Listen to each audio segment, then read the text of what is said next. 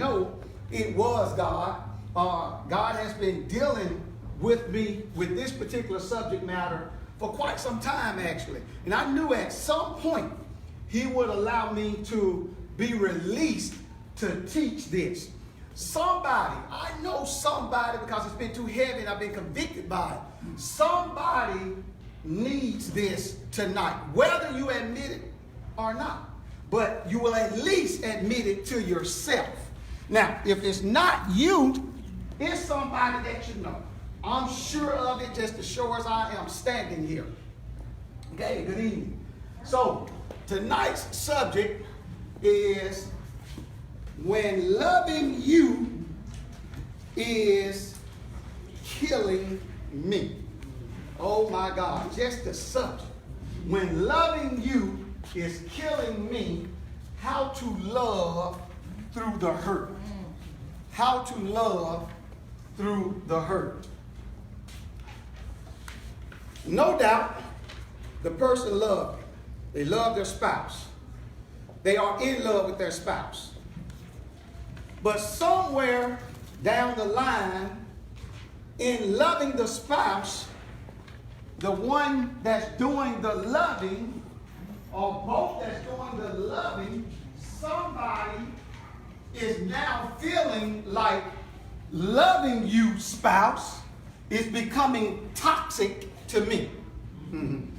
Loving you, spouse, is becoming toxic. In other words, my love that I'm showing to you, the love that I'm giving to you, is becoming toxic to me. How do you deal with that?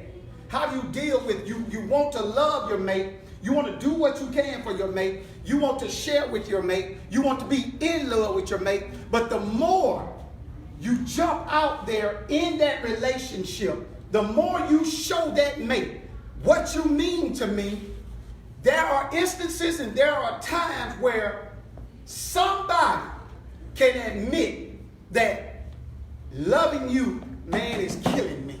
It's killing me. Why is that? Because it's not being reciprocated the same way. I now found myself suffocating while trying to breathe. I now find myself suffocating. I love you, mate. You mean everything to me, mate.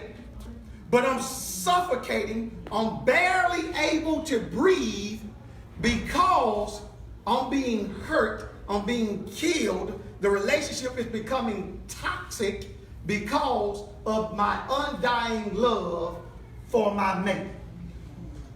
When loving you is killing me. How to love through the hurt. Y'all go with me. I need everybody's attention. I need everybody to focus on what I'm about to talk about. Here's a little story. And if you guys imagine this with me, we're going to get through this tonight. If y'all just go with me here. All right, Miss Hill, listen to me. There was this couple named Carl and Lisa. Carl and Lisa was married for 15 years.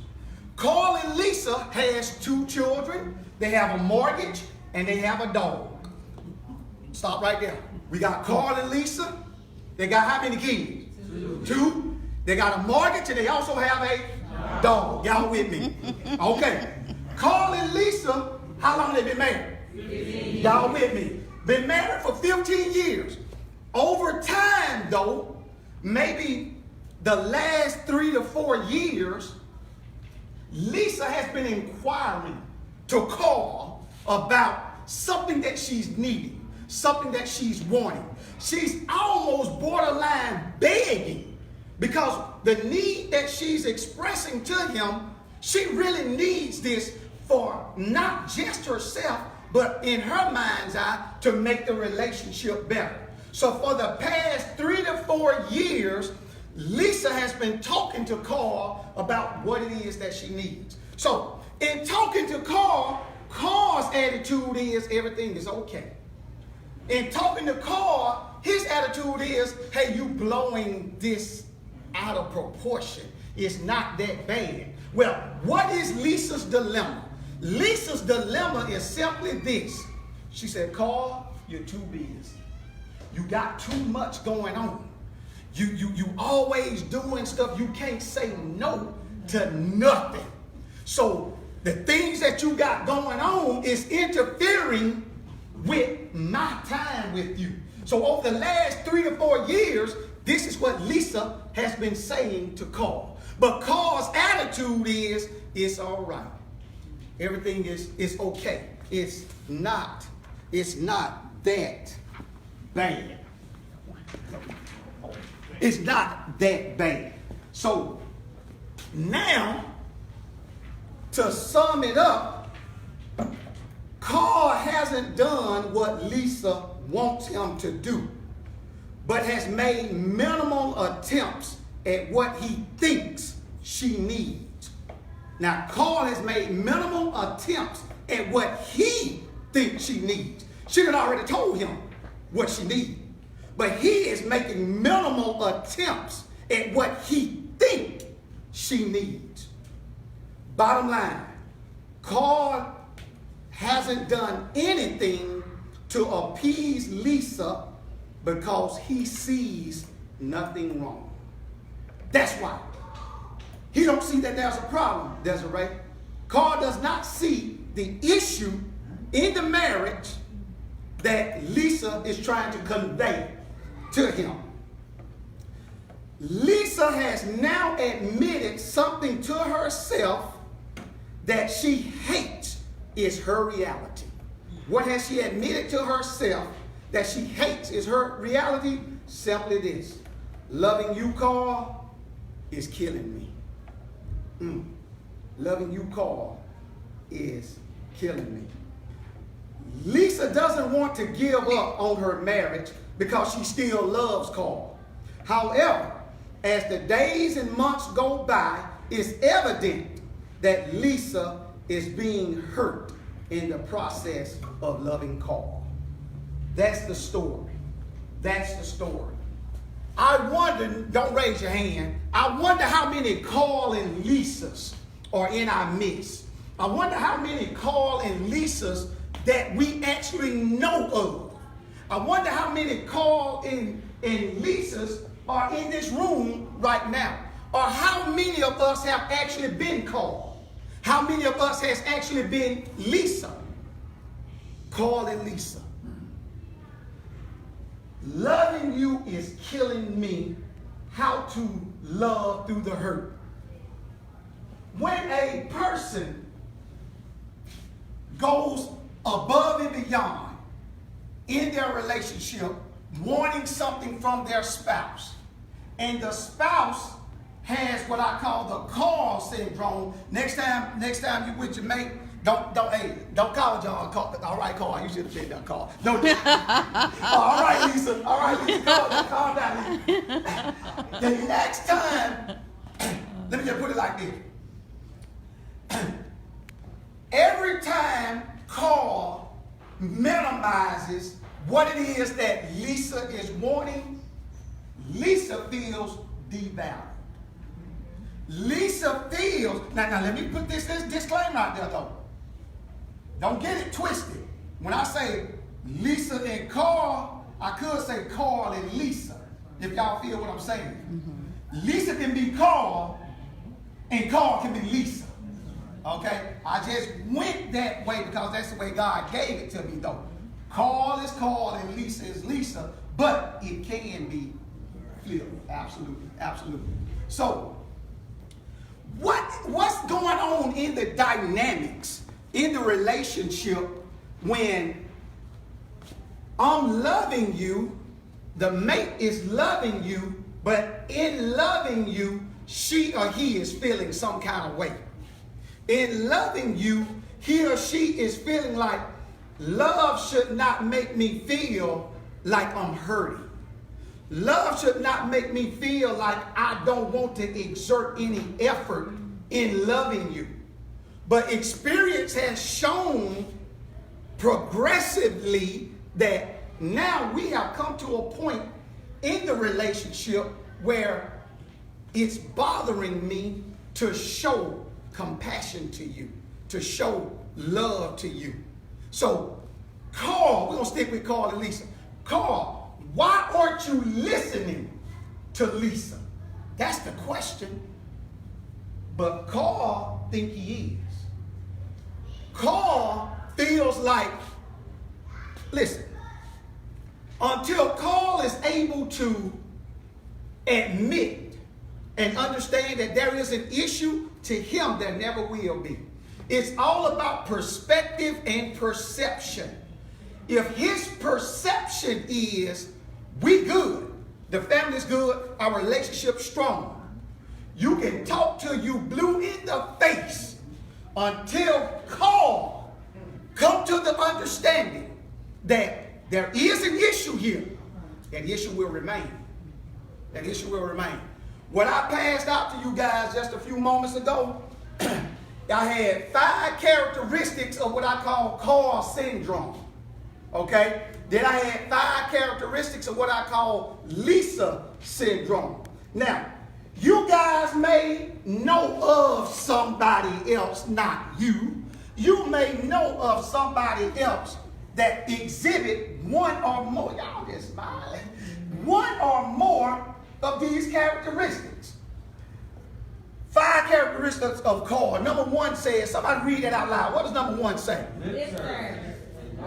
Woo! What does that mean? Anybody want to take a stab at that? What does that mean coming from a Carl perspective? Yes, ma'am. All talkers should not do anything in the bathroom. That's it. That's it. In my story, Carl at the end, he didn't see no problem. He didn't see no issue. Even though Lisa would vehemently come to Carl saying, for the last 3 to 4 years, this is how I've been feeling. Now, we running up on 5 years, and I'm still having the same conversation with you. The same conversation. And you're not feeling me. You're not answering me. You're not following up with me. So, number 1 says, one characteristic of a Carl syndrome is lip service but no movement. Carl will say things like, it's no big deal. It's no problem. Hey, we okay. It's good. You making a mountain out of a molehill. That's what you're doing. That's one of the characteristics is making a mountain out of a molehill. So that's lip service.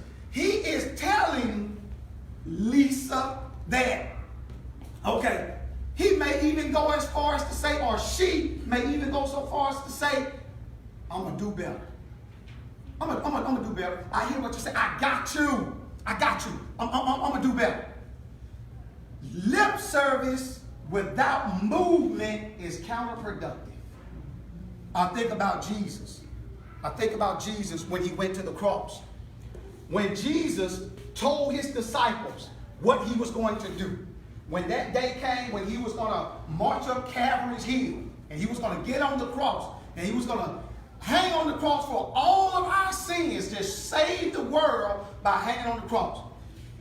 It was prophesied before it actually happened. Jesus said he was going to do that. He gave lip service, but the only difference is he followed through. He followed through.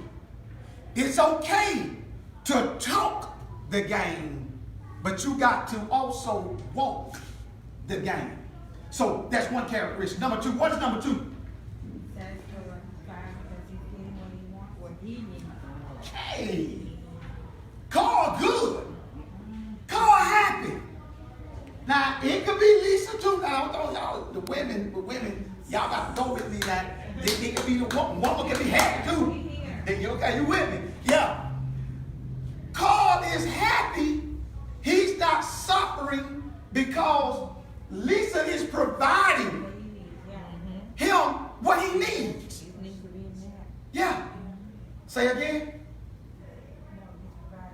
She's providing what he needs, or he's providing what she needs. Yeah, either way. Somebody getting what they need. Somebody. So the one that's getting what they need, what they fussing about, what they upset about. Ma'am? What's the problem? What's the problem?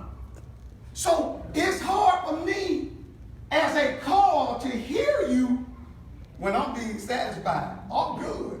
I'm happy. Oh, I'm just as happy as I can be.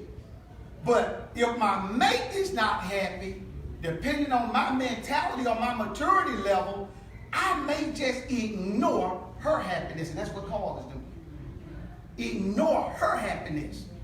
What's number 3? I'm still talking about characteristics of a call. What's number 3? Uninterested in pleasing your mate. Say again. I need to pay for it. I didn't give you I one. don't know what number 3 is. Oh, Oh, right in front. you got one? It's right in front. Okay. Okay. Appears to be uninterested in pleasing your mate. Did you get everything? Absolutely. Appears to be uninterested in pleasing. Hey, I mean, I'm set. Call is good. So I put the word appears, but in the reality of Lisa, that's exactly what's happening. Yeah, that's exactly what's happening.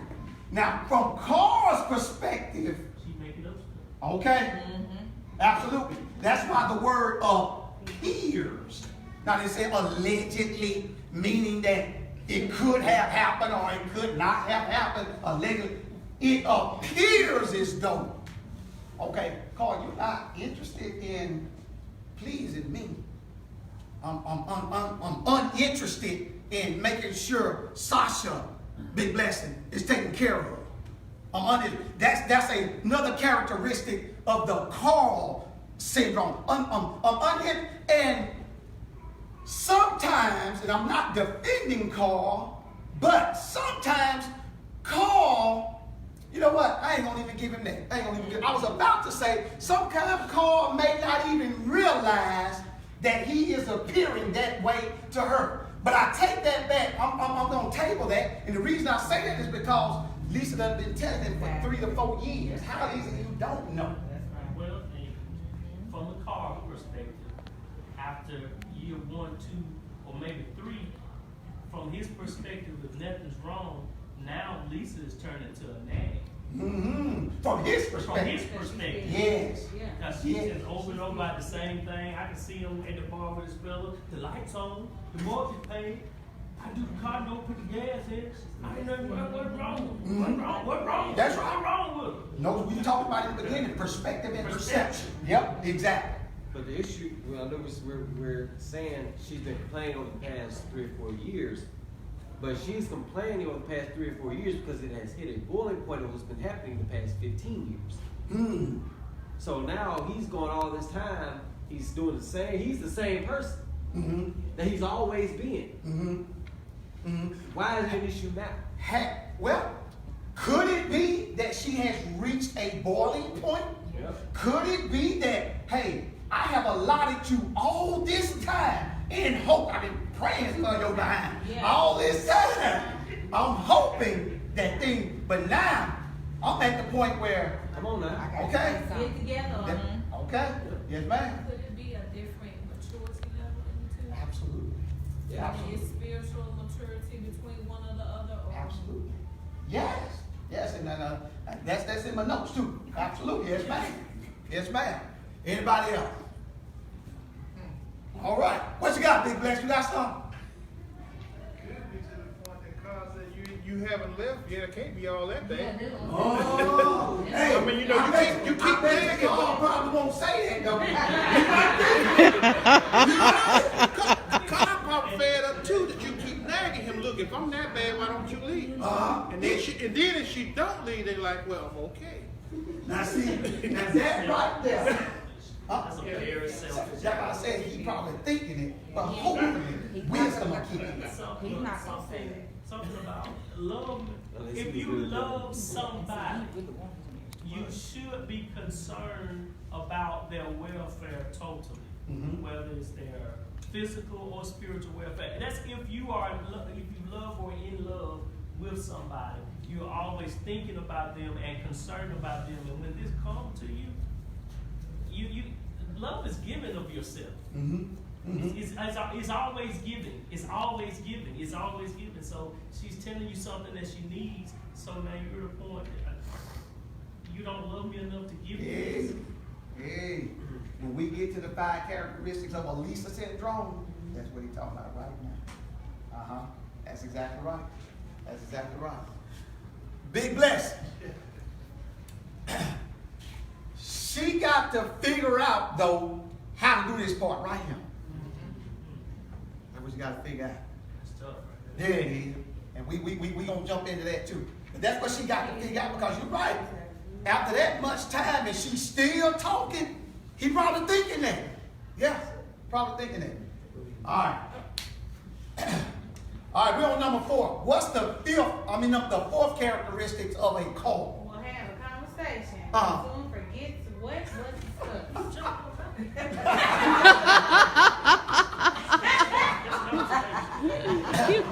The Bible talks about. I got heard it all the time. The Bible talks about beholding your face in a mirror.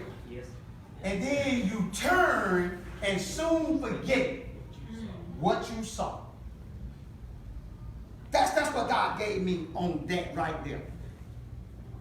We'll have a conversation, but soon forget what was discussed. Lisa and Carl talking. Yeah. They talking. Carl saying, Miss Nikki, I'm going to do better. I'm going to do better. I promise you. I'm going to do better. But 2 days after that conversation, don't have a clue what the conversation was about. Don't. And many a times the opportunity will arise where you can implement what was discussed just 2 days ago.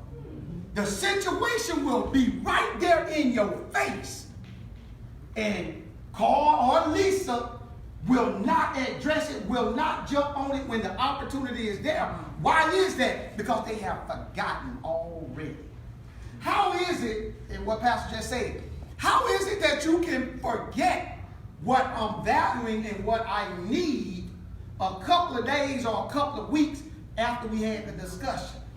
Now, if you with your boys or you with your girls and y'all talk about what it is that you're talking about, I done seen, I'm guilty of it. I ain't gonna lie, I'm guilty of it. Hey, I have seen fellas get together and talk about high school days and talk about college days. Right. They in their 40s and 50s. And they talking, remember that stuff just like yesterday? Man, you remember. I don't tell the truth. You tell the truth. How is it that I can remember, if I'm Carl, I can remember that, or if I'm Lisa, I can remember that, but Miss Hill, you just told me something 2 days ago, and here's the situation where I can use what we discussed, and I don't remember a thing. I don't remember nothing. That speaks to the value that I'm placing on what we talking about. Wasn't important. Oh, say again? It wasn't important enough. Wasn't important enough. Not, at least not to me. And how does that make Lisa feel though? Cheap. Okay. Okay. Yes. Here we go again. Place on Okay. I buy cheap watches for a reason. Okay. Because I'm rough on watches. I know where you're going with that. Yeah. So I get them from Walmart. Yeah. You can get them from $8.98 to $12.98. I splurged on this one. This was a $12. They look real, but if you on the close examination, understand Sure. it's cheap. So when I bump it and I scrape it and I hit it, I'm not upset.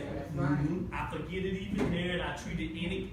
Whoa. I forget Whoa. it even there and treat it any kind of way. Okay. And if I crack it, matter of fact, at this point the battery is more expensive than the watch. So when the battery go, I chunk it and go buy another watch. Batteries cost $8. New watch costs $12. Why I'm buying a battery? This was scraped up. I just go and get a new watch. Now, Pastor, if you will, now contrast what you just said about the Walmart watch, but somebody just slipped a Rolex on your arm. Oh, that's a whole different thing. Now, talk about that. Now that's a Rolex. That's, I mean a $12,000 Rolex. Okay. I know it's on my arm at all times. Okay. I don't mind showing it off. All right, now that's what I'm going with. I don't mind showing it off at all. Let you know that Yeah. Everything is done. Yes. And also, and it's very careful with it. I don't want to scrape it, don't want to bump it. I care. At night, I got a special case for it. Yeah. Because it ain't cheap. All right. Value. And we translate those analogies into the relationship. Yeah. So Lisa is feeling like Walmart if you can't remember 2 days is what we just did. Last night. Are you serious? That's the $8 watch. And that also, Oh, I said too much. That's the $8. Oh, that's and that also goes back to what you said from the beginning. He feeling everything is okay, but she's feeling that something is going wrong. So it still goes right back to that same analogy. When he's gonna forget, when he don't feel like it's important for him to remember it, or it's like he said, not of value. But she is feeling that way. That okay, I'm pouring this out to you, and you ain't catching that bait. So what more do I have to do? So you weren't interested in the beginning. It came in one ear out the other, and that's why you forgot it. Absolutely. I don't care about But if it's been something else, you know, it's a different story. Absolutely. You don't remember going in night. You don't remember that night. You don't remember us for the role play. But you can forget the conversation that we had. Yeah, that right. All right now. All right.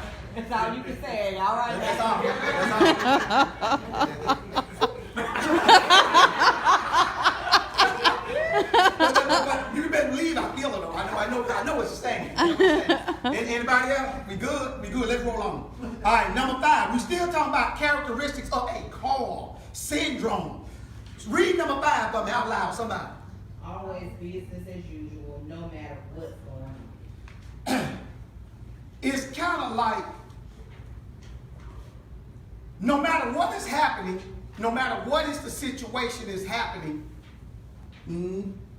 business as normal. If the relationship is got an A grade, so to speak, everything is fine. So business is normal. Hey, we do our daily routine like normal. But when there is an emergency, when there is something going on in a relationship, such as with Lisa and Carl, and sometimes the TV needs to be shut off. And sometimes the radio needs to be shut off. Facebook needs to be shut down. We need to get off the cell phone. It can't continue to be business as usual when Lisa is suffering, when Lisa is upset. But Carl, because, Mr. Sean, because Carl feels like everything is hunky-dory, so to speak, everything's good, it's business as usual. Business as usual. But in situations like that, it cannot be, blessed, it cannot be business as usual. It may take calling in to work when you hardly ever be off. You call in because, Carl, you trying to take care of Lisa. Lisa know you never call in, you never be sick. How you think Lisa gonna feel when she hear you pick up that phone and say, you know what? I ain't gonna be able to come in today. She just smiling. See, that's what I'm saying. She feeling like that Rolodex now. That's what I'm talking about. Well, geez. That's it. Because it's no longer business as usual. But for Carl it is. For Carl it is. So that's why these characteristics, I could have went on and on, but those were some of the major ones. These characteristics is why Lisa feels like, I love you, Carl, but my God, it's killing me. It's killing me. All right. Let's look at, because I want to get to those points there. Anybody got anything else before we look at the characteristics of this Lisa? Huh? You ready for Lisa? Okay. All right. Y'all heard the story at the beginning. Y'all have to remember the story at the beginning in order to appreciate the characteristics. How many years were they married? 15. They had a mortgage and a dog and what else? 2 children. How many years had gone by? That's right. 3 to 4 years. Okay, y'all with me. So, the 5 characteristics of a Lisa. The Lisa syndrome. Somebody read number 1 for me. Don't just talk about it, be about it. You said it loud too. That's it. That's it. I'm Lisa.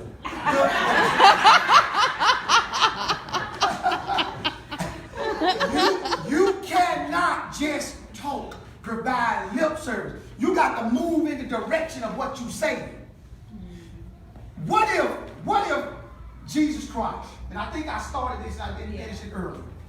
What if Jesus Christ had just said, I go to prepare a place for you, where I am, you shall be there also.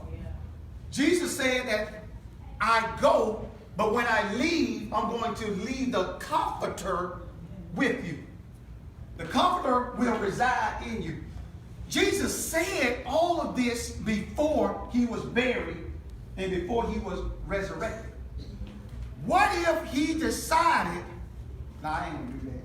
He said it, but he said, no, I'm not going to get on the cross. I'm not going to let them put thorns on my head. I'm not going to let them pierce my side and my hands. I'm not going to hang there on the cross.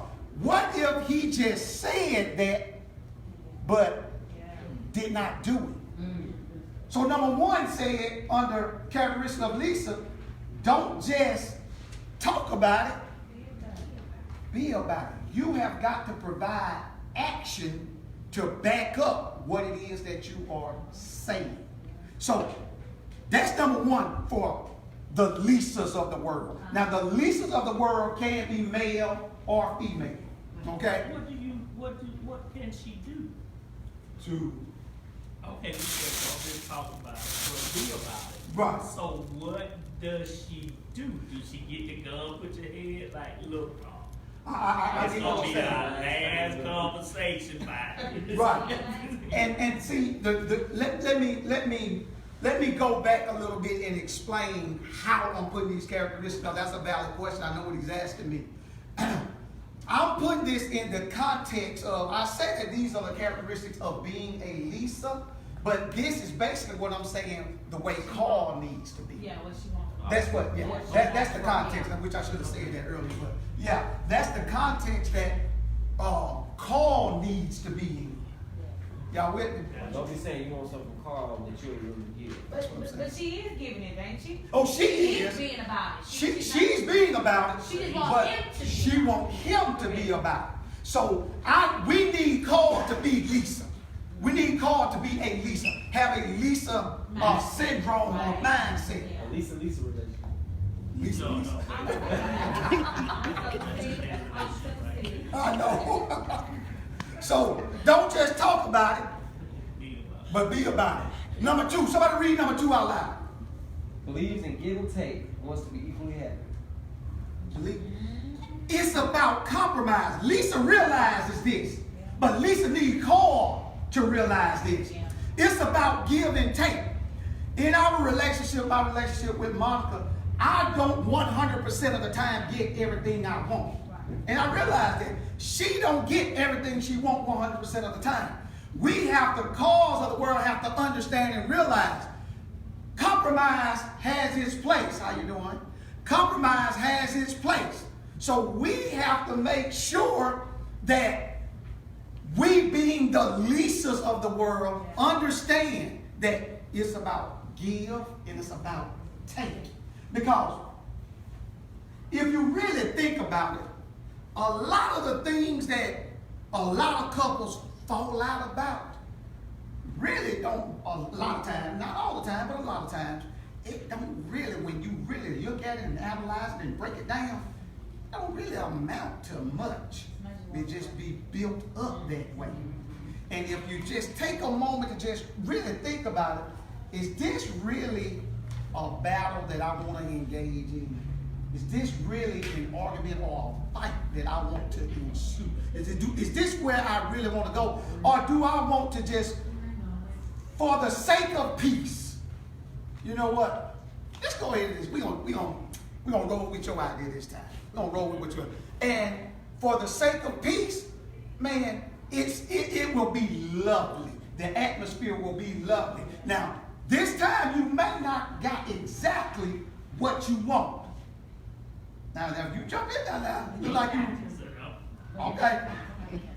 You may not got exactly what you want, but I assure you, especially from a male perspective, the next few days, you're going to experience a lot of peace.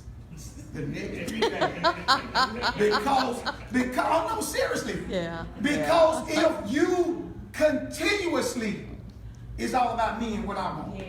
It's all about me and what I want. It's going to always be chaos. Yes, all the time. It's going to be chaos in the house all the time. I would much rather be in the house with peace. And this time, I may not have gotten what I wanted this time, but be at peace. I'm good.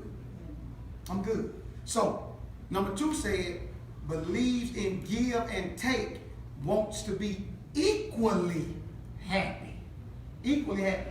Because in our story, Lisa wasn't happy at all. She wasn't happy at all. Number 3, will go all out the way to make sure their mate is straight. That's what you was talking about, Pastor. Yeah. Once again, we trying to get Carl to be more like Lisa.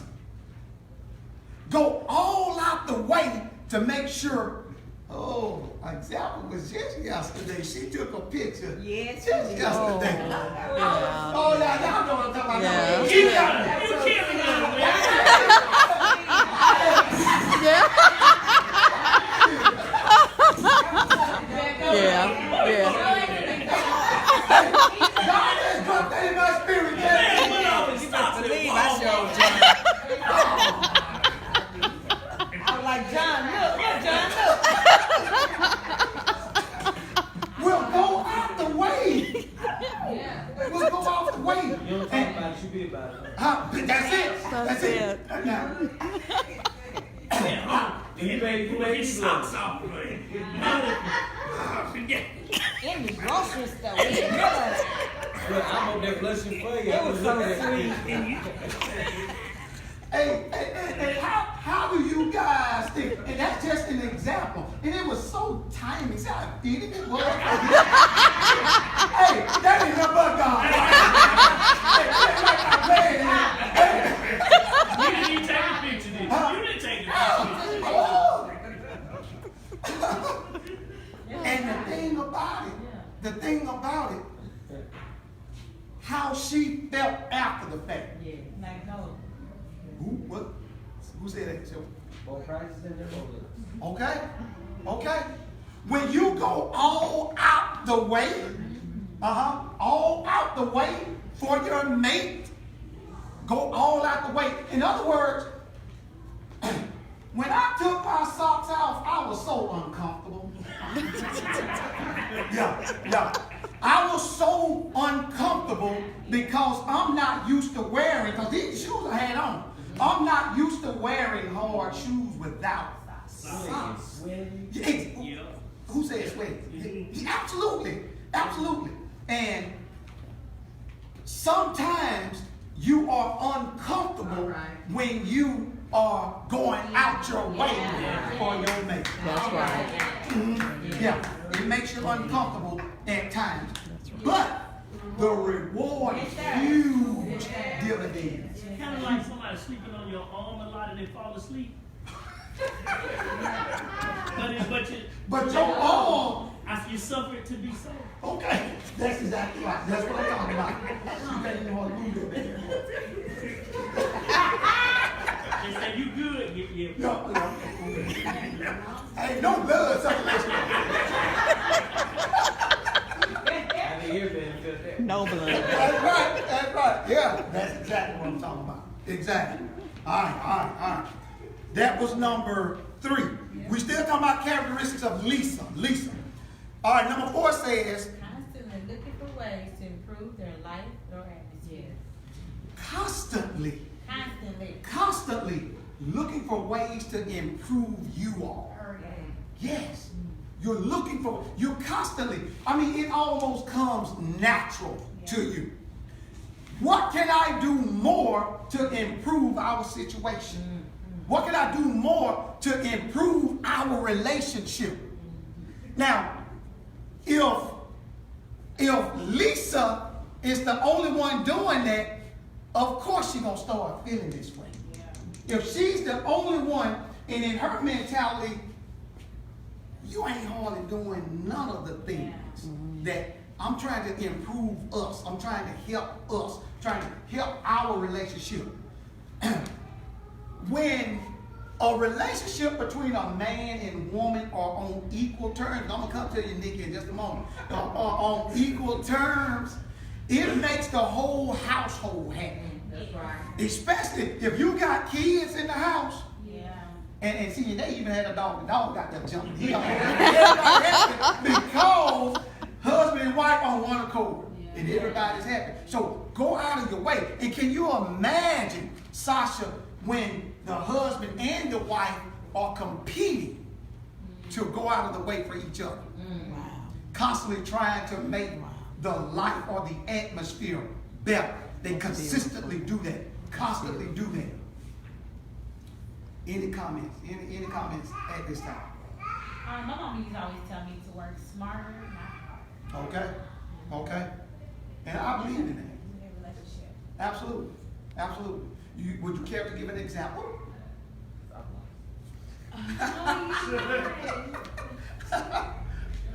Do I need to move on? I can move on if I didn't mean to put you on the spot or anything. You good? Yeah, okay. Okay. I think Miss Nikki, did you have anything? Are you all right? Miss Nikki, you just look like you trying to pop. That was me. That was you? I'm trying to do something that she don't want to do. So at the end, it's gonna be nice. She don't see that. So if you trying to say it again now, if you trying to do something And she don't really. that she don't want to do, I don't think she. I'm on board with what he wants to do because he's a visionary. He really has a vision and he sees things I don't see at the time. okay? You know, so it takes me a minute. You might, you know, he come around on a Monday and I come around like on a Friday. Good thing she's decided. You know, and he really, yeah, it's gonna be all right. I'm with you.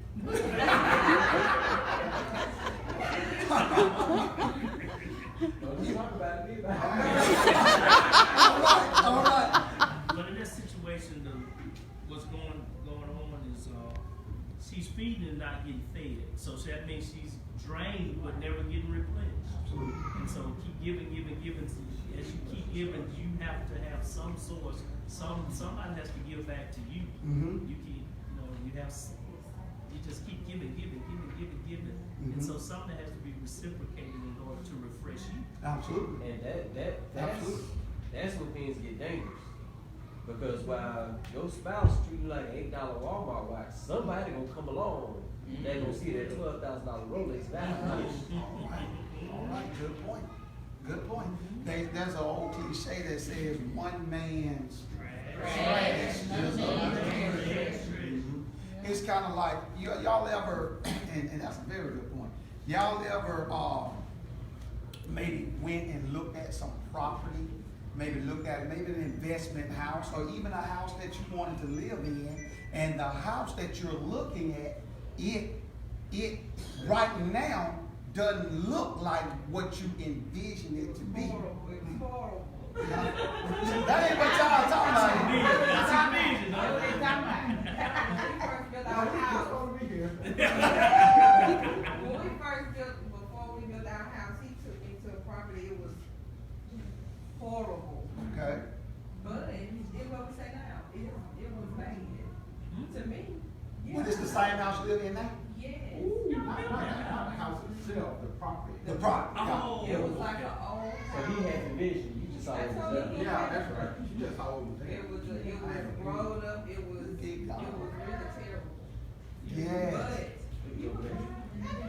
But that's the same with this where we at night right now. Absolutely. When I first saw this, Uh-huh. it was, I thought, oh no, I'm not coming in here. Mm-hmm. But after an encounter with the Lord and some dreams, Mhm. I had to change my perspective. Because he said that's where you go. Okay. And so I had to come in with a different eye. Mm-hmm. Because you don't tell God, like you stupid. No, you don't do that. That's right. If he said that's where you going, then you come in, you start looking at it different, right? If he said, well, that's your wife, you're like, okay, let me look at her. Where's she? She cuter than I thought. I do this. That's right. And then same concept. But with that trash to treasure, it's funny how when someone else starts treating your $8 watch like a Rolex, and then the $8 watch starts acting like a Rolex and looking like a Rolex. Now you look at that with my wife, and now she glowing. Well, you were beating up. Now she got a perm straight, got new eyelashes and all this stuff. You know, got a ride good. She looking cute. Got her shades on. What the- Yeah, that's that was your ex-wife, right? That was her. And excellent point. That reminds me of a movie, and Monica, you may can help me out. Some of you guys may can help me out because I don't remember the name of it. But that actually happened in a movie, and I think it was Jill Scott. Was it Oh, Jill Why Scott Did I Get Married? It was a Tyler Perry It was the movie. first one. Which Why one Did was I the name Get of it? Married? Why did I get married? That's it. And that's what Pastor you was just now talking about. Hey, God was treating her all kind of bad. And then she met with somebody that saw so much in her, huh? Yeah, absolutely. Lost weight and everything. Sure did. So, your perspective on how you see it. Yes, sir. I think, well, let me tell y'all a story about it. Y'all don't know him. But it was Sasha and Arthur. Y'all don't know it. But anyway, Arthur had some issues. Y'all don't know him. Arthur had some issues. But, true story, Arthur had some issues. But, you know, Sasha would tell him. So, finally one day Arthur made up in his mind to change. When Arthur changed, all the things that you wanted Sasha to do, she did it because she see the change in him. So sometimes you don't need to speak to the other one, you need to change yourself first. Once you change yourself, the other one like, wow, now I begin to see the good fruit and the tree. All right. That's a good tree and the fruits now. Because I can see, I taste these fruits, they are good now. So if the fruit good, I need to prune this tree a little bit more. Start doing what I need to do. And that's the story of Sasha and Arthur. Y'all know. And the major thing you just said, Arthur decided to. Yeah. He saw. Yeah. He made up in his mind. Yeah. Yeah, absolutely. That's good. Good point. And number 5, I'm still talking about characteristics of Miss Lisa. Number 5 says, recognizes when the alarm has sounded and will govern him or herself accordingly. In other words, got their attention. When I say recognize when the alarm has sounded, Carl, you got to recognize when the warning signs are there. Carl, you got to recognize when the warning alarm is going off. You cannot say within yourself everything is good, everything is all right, and ignore the warning sign. That's just like those sirens that go off when there's a hurricane warning or flooding or tornado. You mess around and ignore those things, potential devastation can come to you. You can actually die in that because you're ignoring the warning signs. So, number 5, you got to recognize when the alarm goes off and govern yourself accordingly. Meaning, I got to address this alarm. When you sleep at night and that alarm go off in the house, do you just lay there? No, everything all right. I don't think you just lay there when you hear that alarm go off. You address the alarm. What's tripping the alarm? What's making it go off? And once you know what's making it go off, what's tripping the alarm, now I can deal with it. So she's telling me, she's voicing to me, or he's voicing to her what the alarm is. The alarm is you too busy. You got too much going on. And I be feeling neglected at times. So I need for you to streamline a few things for me. Can you cut back on this just a little bit for me? Because I'm feeling some kind of way. So The alarm. Alarm goes off. Govern yourself and address the alarm and get that person's attention. The attention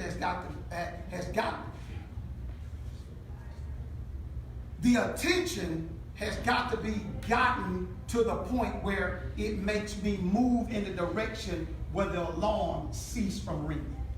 The alarm has got to be cut off. And the only way I can do that is find out why it's ringing, and then I deal with it. All right, any questions before we move on to now? How to love through the call syndrome.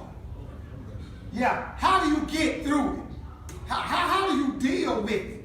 Listen, this part right here is somewhat deep, but then again, it's not. Y'all pay close attention to what we're about to talk about now. Because many people actually live the life of Carl and Lisa. I know a few right off the top of my head. So God gave this to me for a reason. So listen. How to love through the hurt. How to love through the call syndrome. Forgiveness. Forgiveness. When we talk about forgiveness, forgiveness is primarily for the person that's feeling that's feeling the hurt. The person that may have been offended. The person that's feeling some kind of way. Because until you forgive, you are held hostage. Until you forgive, you are in bondage. Until you forgive, you may as well almost stop breathing. Because every action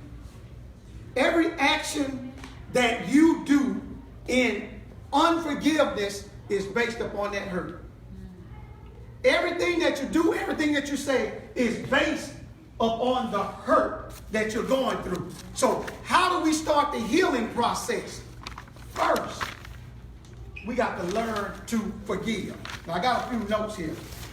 There's a quote I saw, and it really spoke to my spirit. It says, forgiveness doesn't change the past, but it does enlarge the future. Forgiveness doesn't change the past, but it does enlarge the future. Forgiveness frees and releases you. Even though Lisa is feeling some kind of way right now, she has still got to forgive Carl for not having no idea what's going on.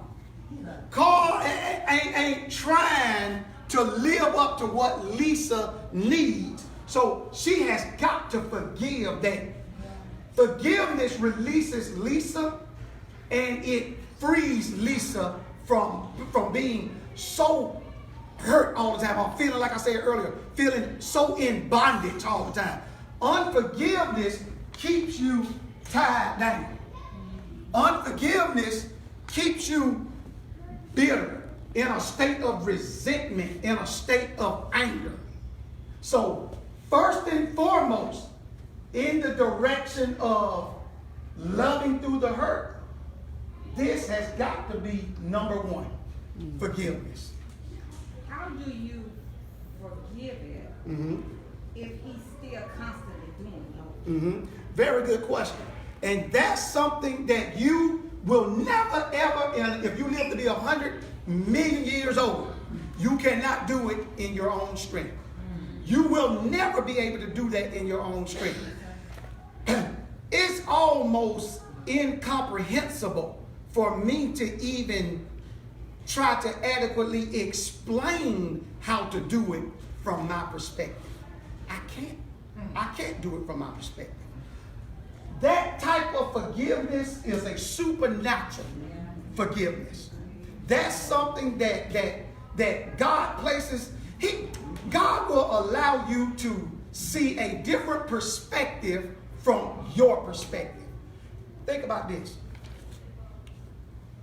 Now, you asked the question, how can I forgive that, but he keeps on doing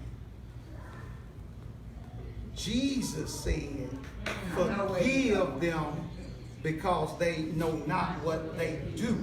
What Carl is doing is nothing but a small thing compared to what Jesus had to forgive.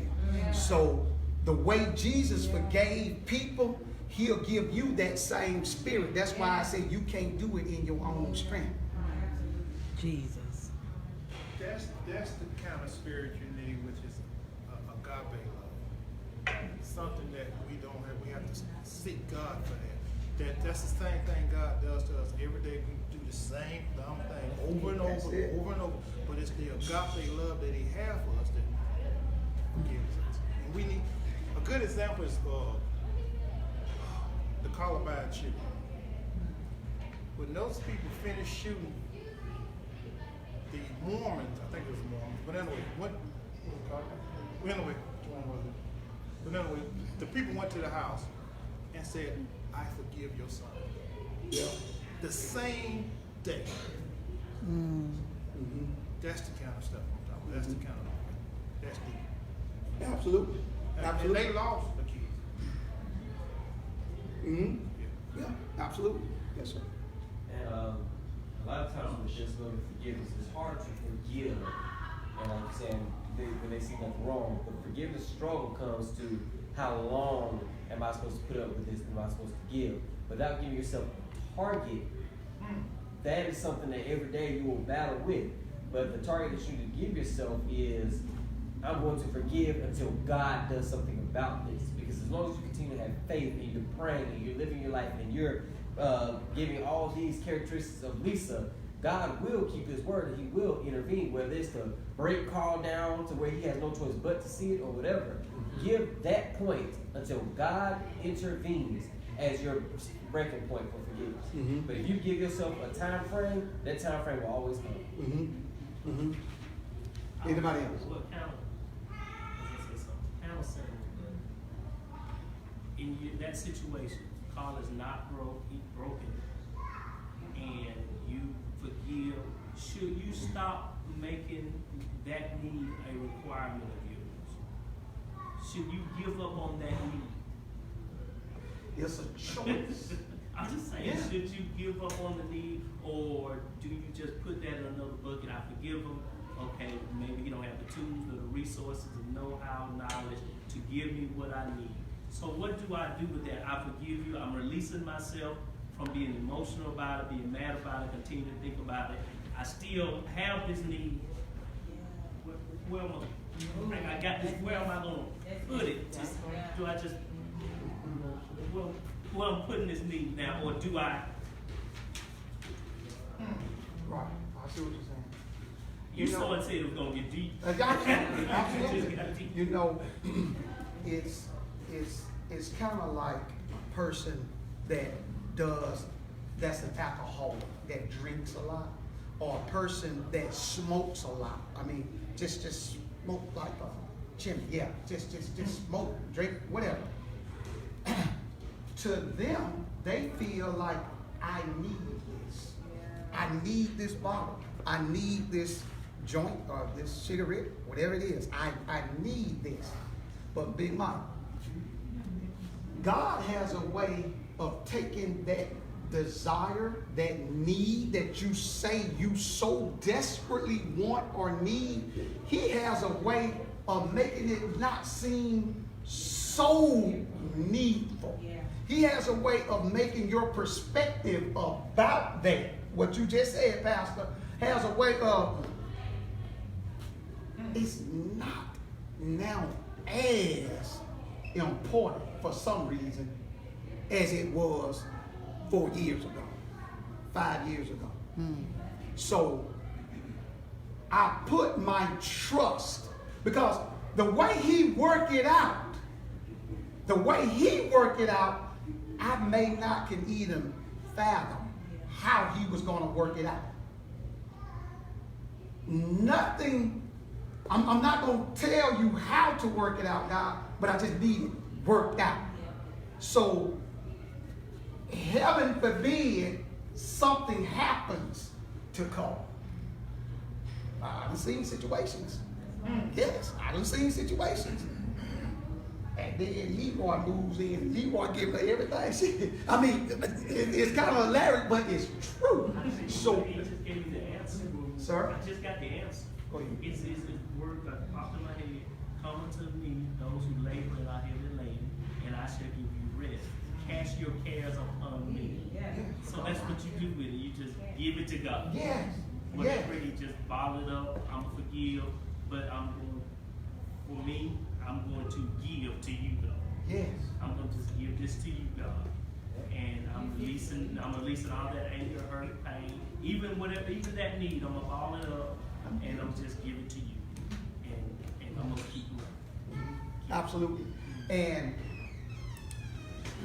that may be, depending on where you are as a Christian, that may be easier said than done. Absolutely. Absolutely. But if he said to lean not unto thine own understanding, acknowledge me and I shall direct. So I don't understand this need right here, right now, God. But I need you to work it out. I need you to work it out. Yeah. All right, that's good. That's good. So forgiveness, that's first and foremost. Without this, we ain't got to look at 2 through 6. Don't even worry about it. If we can't do this, let's just we can pack up and go home right now. So forgiveness. Number 2, make a mutual decision. Okay, Monica, what we gonna do, babe? Hey, are we gonna work on this? Are we gonna make this work? We have got to be on the same page, going in the same direction with the decision. It has to be mutual. Monica cannot be feeling some kind of way. I don't know if it's gonna work. I don't know if it's gonna work. But I'm just pushing, trying to make it work. That decision is not mutual. Whatever it takes for us to make it, it's got to be a mutual. Or we may both say, you know what, we're gonna try it for 15 years. You know what, you're gonna do your thing, I'm gonna do my thing. It happens. You do your thing, I'm gonna do my thing. But if this takes place like it should, this should fall in line. Yeah. The mutual decision as to